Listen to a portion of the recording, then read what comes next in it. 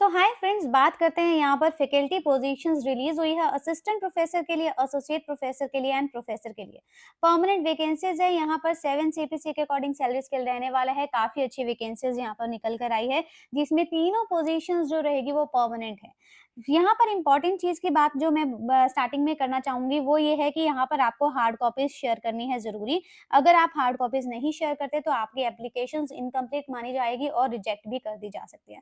दूसरा important point मैं ये बताना चाहूंगी कि अगर आप फ्रेशर्स हैं और अगर आपके पास पीएचडी नहीं है तो यहाँ पर आप सिर्फ असिस्टेंट प्रोफेसर के लिए अप्लाई कर सकते हैं, राइट। अगर आपको एसोसिएट और प्रोफेसर के लिए अप्लाई करना है तो आपके पास पीएचडी भी होनी चाहिए, साथ ही में एक्सपीरियंस भी होना चाहिए। ये दो इंपॉर्टेंट चीज थी जो स्टार्टिंग में बता देना चाहती हूँ। तीसरी एक और इंपॉर्टेंट चीज है, ये नोटिफिकेशन एक बार पहले भी रिलीज हुई थी, बट इस नोटिफिकेशन को री रिलीज किया है। तो जिन्होंने पहले फॉर्म फिल किए थे उनको फॉर्म दोबारा से फिल करना है, अगेन फॉर्म फिल करना होगा, बट फी आपको दोबारा पे नहीं करनी होगी। ये तीन इंपॉर्टेंट चीज है। बाकी सारे डिटेल्स, बाकी सारे पॉइंट्स वन बाय वन हम नोटिफिकेशन के साथ साथ क्लियर करते जाएंगे। So before going to start here I welcome you all on my channel वेप्लानिश education. Guys, my name is Samanna. Regularly updates के लिए आप मेरा यूट्यूब चैनल तो सब्सक्राइब करेंगे ही, साथ ही में आप मेरा इंस्टाग्राम पेज और टेलीग्राम पेज भी ज्वाइन कर सकते हैं। दोनों का लिंक डिस्क्रिप्शन बॉक्स में मिल जाएगा। एक और चीज मैं यहाँ पर स्टार्टिंग में बात करना चाहती हूँ जो कि हमारी हैबिट से रिलेटेड है, और ये हैबिट यूजुअली हम सब में कहीं ना कहीं देखने को मिल सकती है। हो सकता है किसी के अंदर ये हैबिट माइनर लेवल पर हो और किसी के अंदर यहाँ पर मेजर लेवल पर हो, बट कहीं ना कहीं ये हैबिट देखने को मिलती है जो कि प्रोक्रास्टिनेशन से रिलेटेड है। और प्रोक्रास्टिनेशन ऐसी हैबिट है वो कहीं ना कहीं हमें लाइफ में अफेक्ट करेगी ही करेगी, नेगेटिवली अफेक्ट करेगी। तो उस हैबिट को हम कैसे ठीक कर सकते हैं, या क्यों ये चीज हमारे अंदर अकर होती है, या फिर रीजंस क्या हैं, ये सारी चीज़ों के बारे में एक लाइफ स्किल्स के बारे में वीडियो मैं अपलोड कर चुकी हूँ। वो वीडियो कहीं न कहीं आपको पसंद ज़रूर आएगी और वो वीडियो यूज़फुल भी रह सकती है। तो वो वीडियो मैं कल अपलोड कर चुकी हूँ। अगर आपको वो वीडियो जाननी है, देखनी है, तो आप वहाँ पर जाकर, ये यूट्यूब चैनल पर जाकर आप ये वीडियो चेक कर सकते हैं। लिंक डिस्क्रिप्शन बॉक्स में मैं अटैच कर दूँगी। ये आप चेक ज़रूर करिएगा, कहीं न कहीं ये वीडियो आपके लिए यूज़फुल रह सकती है। सो यहाँ पर हम बात करते हैं अपनी आज की नोटिफ़िकेशन के बारे में। यहाँ पर हम चलते हैं नोटिफ़िकेशन की तरफ। और ये जो नोटिफिकेशन रिलीज हुई है इसमें हम सब्जेक्ट्स जान लेते हैं कौन कौन सी वैकेंसीज रिलीज हुई है। इंग्लिश में वैकेंसीज है, यहाँ पर प्रोफेसर के लिए वैकेंसीज देख सकते हैं। यहाँ पर एससी के लिए रहेगी 1। इसके बाद यहाँ पर एसोसिएट प्रोफेसर के लिए वैकेंसीज है, यहाँ पर अनरिजर्व के लिए 1 एंड एससी के लिए 1। इसके बाद असिस्टेंट प्रोफेसर के लिए अनरिजर्व एंड एससी के लिए 1 1। इकोनॉमिक्स में वैकेंसीज है, यहाँ पर प्रोफेसर के लिए 1, एसोसिएट के लिए 1 रहेगी वैकेंसीज। और यहाँ पर नेक्स्ट में भी एसोसिएट के लिए, इसके बाद असिस्टेंट के लिए 2 वैकेंसीज है जो कि 1 1 अलग अलग कैटेगरी वाइज डिवाइड करके दी हुई है। हिस्ट्री में देख सकते हैं 1 वैकेंसी। इसके बाद एसोसिएट प्रोफेसर में 1 वैकेंसी और 1 वैकेंसी यहाँ पर। इसके बाद आप असिस्टेंट प्रोफेसर में देख सकते हैं 2 वैकेंसीज। इसके बाद कंप्यूटर साइंस में 1 पोजीशन है प्रोफेसर के लिए, 2 पोजीशन एसोसिएट के लिए, इसके बाद 2 पोजीशन है असिस्टेंट प्रोफेसर के लिए। मैथमेटिक्स में 1 पोजीशन है प्रोफेसर के लिए, एसोसिएट प्रोफेसर के लिए यहाँ पर 2 पोजीशन है एंड असिस्टेंट प्रोफेसर के लिए 2 पोजीशन है। होम साइंस में 1 पोजीशन है प्रोफेसर के लिए, एसोसिएट के लिए रहेगी 1 वैकेंसी और इसके 2 वैकेंसी एंड असिस्टेंट के लिए यहाँ पर रहेगी 2 वैकेंसीज। इसके बाद नेक्स्ट सब्जेक्ट जो रिलीज हुआ है इसमें जर्नलिज्म एंड मास कम्युनिकेशन में रहेगा। मैनेजमेंट एंड बिजनेस एडमिनिस्ट्रेशन में आप यहाँ पर देख सकते हैं वैकेंसीज। जियोग्राफी में देख सकते हैं यहाँ पर वैकेंसीज। साइकोलॉजी में भी वैकेंसीज रिलीज हुई है। पॉलिटिकल साइंस में भी वैकेंसीज है। 1 1 वैकेंसी चाहे है, बट अगर आप इंटरेस्टेड हैं तो अप्लाई जरूर कर सकते हैं। नेक्स्ट सब्जेक्ट है यहाँ पर कॉमर्स में वैकेंसीज रिलीज हुई है।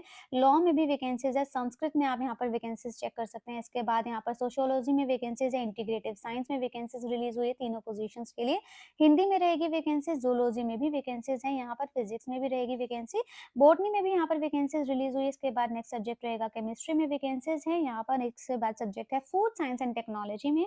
इसके बाद रहेगा agriculture, economics and agriculture, business management, visual arts and animation, hospitality and tourism management. तो यहाँ पर देख सकते हैं डिफरेंट डिफरेंट सब्जेक्ट्स में टोटल यहाँ पर जो सब्जेक्ट्स रिलीज हुए हैं वो है 25 वेकेंट सब्जेक्ट्स रहेंगे इसमें।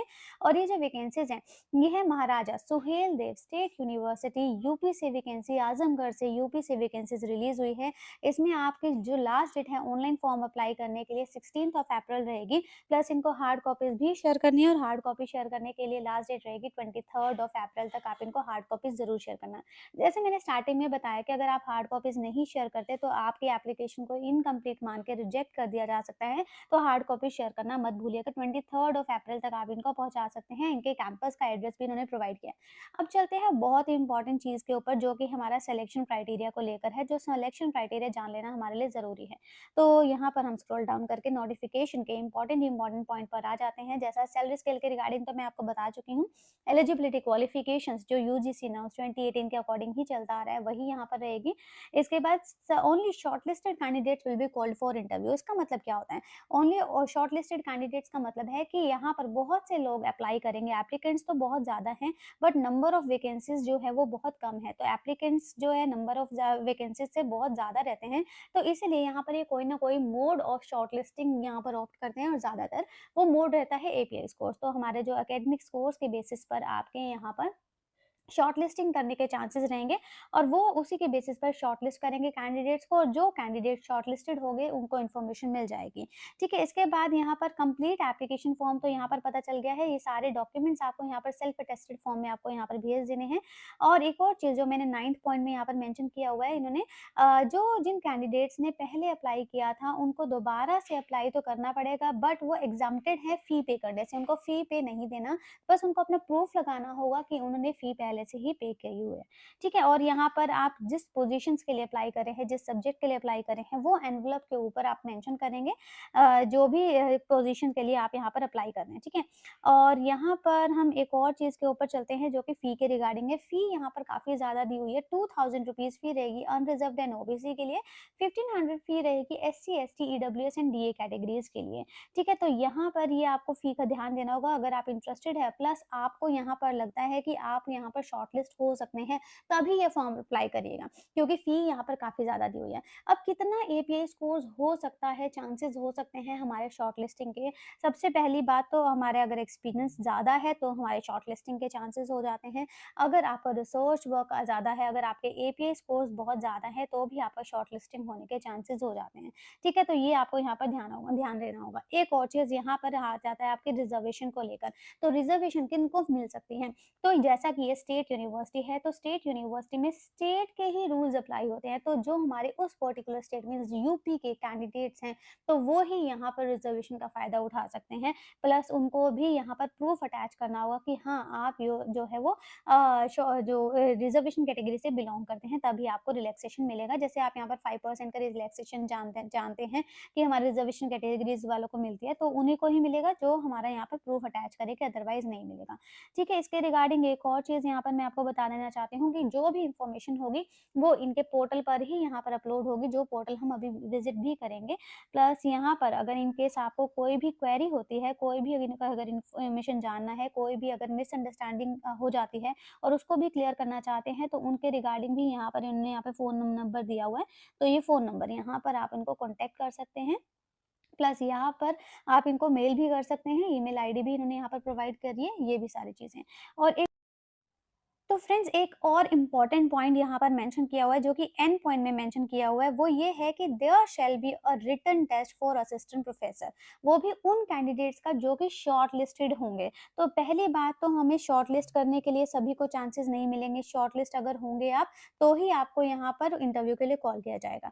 दूसरी चीज़, अगर आप शॉर्ट लिस्ट हो जाते हैं, इंटरव्यू के लिए कॉल आता है, तो भी आपका यहाँ पर टीचिंग स्किल्स टेस्ट हो सकता है at the time of interview through power point presentation. Means आपको हो सकता है बोलेंगे वो आप पीपीटीज प्रिपेयर करके लाओ, या फिर आपको हो सकता है डेमो देने के लिए बोले। तो ये चांसेस हैं, और ये इन्फॉर्मेशन उन्होंने यहाँ पर एंड पॉइंट में दी हुई है। बहुत इंपॉर्टेंट इन्फॉर्मेशन थी ये जानने के लिए।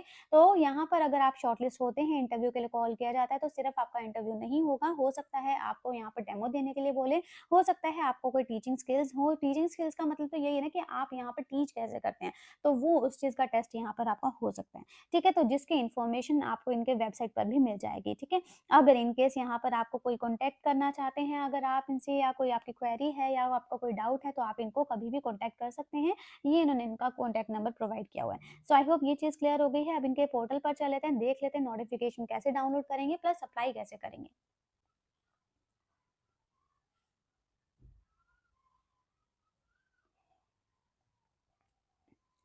तो फ्रेंड्स इनका पोर्टल है यहाँ पर msdsu.ac.in। ये पेज है महाराजा सुहेल देव यूनिवर्सिटी आजमगढ़ से वैकेंसीज हैं। प्लस यहाँ पर आप देख सकते हैं कि डिटेल्ड ऑफ वैकेंट पोजीशंस, यहाँ से आप नोटिफिकेशन डाउनलोड करेंगे। इससे पहले भी ये नोटिफिकेशन रिलीज हुई थी, जो पुरानी नोटिफिकेशन है, अगर आपने पहले उसमें अप्लाई करा था तो आपको री अप्लाई करना होगा, री एप्लीकेशन करना होगा, बट आपको फी दोबारा नहीं पे करनी होगी। तो अगर आप इंटरेस्टेड हैं अप्लाई करने के लिए तो यहाँ पर पहले नोटिफिकेशन डाउनलोड करेंगे, गो थ्रू एक बार खुद से करेंगे सारे नोटिफिकेशन के पॉइंट्स को, उसके बाद ही जाकर आप अप्लाई करेगा। ऑनलाइन एप्लीकेशन फॉर्म यहाँ पर इन्होंने प्रोवाइड किया हुआ है। यहाँ से आपको क्या करना होगा, अप्लाई करना होगा। अप्लाई करने के बाद आप यहाँ पर क्या करेंगे, जो आपका एप्लीकेशन फॉर्म रहेगा उसको डाउनलोड करेंगे, जो आपने फिल किया होगा उसको डाउनलोड करेंगे, साथ ही में अपने जो डॉक्यूमेंट्स हैं वो अटैच करके इनको भेज देंगे, जो लास्ट डेट मैंने आपको इन्फॉर्मेशन प्रोवाइड कर दी है। तो आई होप ये सारी इन्फॉर्मेशन क्लियर हो गई है। फिर भी कोई डाउट रहता है तो कभी भी आप कमेंट बॉक्स में मेंशन कर सकते हैं, कोई फीडबैक रहेगी तो भी आप मेंशन कर सकते हैं, या फिर कोई क्वेरी रहेगी तो आप भी आप मेंशन कर सकते हैं। So guys, thank you and have a nice day.